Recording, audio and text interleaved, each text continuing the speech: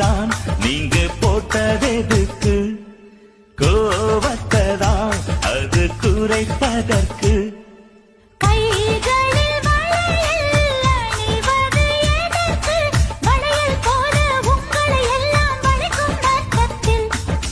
கழுத்தினில் தாலி போட்டது எதற்கு கடிவாளம் போல் உங்களை எல்லாம் இருக்கும் அர்த்தத்தில் இருக்கிற உங்களை குனிஞ்சு வந்து எங்களின் கால்களை புடிச்சு மெட்டி மாட்டிட வச்ச ஜெயிக்கிற அர்த்தத்தில் அதே தானுங்க